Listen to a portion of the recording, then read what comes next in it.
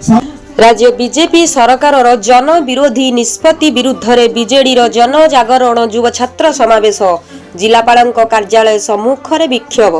प्रत्येक ब्लॉक राष्ट्रीय वरिष्ठ नेतृमंडली प्रत्येक सीनियर वरिष्ठ नेतृमंडली एवं आईटी सेल कर्मकर्ता युव संगठन समस्त कर्मकर्ता विधिबद्ध भाव विज्ञप्ति प्रकाश करो जे प्रदूषण सर्टिफिकेट संगे चालान कौन संपर्क नाई। द्वितीय जो मिछ फाइन लगेछ से मिछ फाइन कई देबे नाई।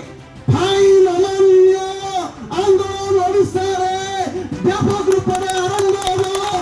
ए सरकार संपूर्ण भाव रे जो मिछ फाइन लगेछ ताकू छाड़ करिलाम जते पर्यंत न करछि ए आंदोलन को तीव्र रूपोत्तर करा दिबो। को समय रे से मीटर लागि थिला एवं ये स्मार्ट मीटर लागिले नवीन बाबू को समय रे आपण जेतिकी विद्युत खर्च करिकी जेतिकी यूनिट उठिबो वर्तमान स्मार्ट मीटर लागिले सेतिकी विद्युत खर्च कले 2 यूनिट उठिबो। गोटे यूनिट को नवीन बाबू को समय उठिला ये वर्तमान 2 यूनिट उठिबो। ये स्मार्ट मीटर कहा स्वार्थ रे आजी चासी ता धान बिक्री कर पारो 31 टंका तमे मिछ कथा कहि कि तमे कहिथिलो इनपुट सब्सिडी देबो तमे दे पारियो।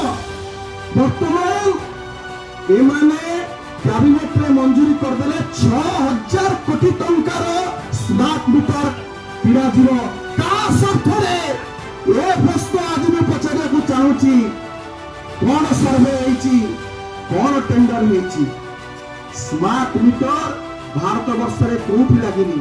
ए सरकार रंग भरा सरकार डिजिटल मीटर लगाई साधारण लोकन को जेपरि भाव रे शोषण करूची पॉल्यूशन नारे दुखर कथा आमे रास्ता घाट रे साधारण लोकन को ठिया करी हरकत करी जेपरि शोषण करूची ता विरुद्ध रे आज युव छात्र महिला वरिष्ठ नेतृमंडली ठार आज कोरापुटरे गर्जन करी ए सरकार कर घर निद्रा भांगी जेपरि दुशासन नीति ठार आरंभ कर गर्भ भांगी दिले ता पय आज बिजु जनता दल छात्र एवं युवक महिला आज सजग अछंती।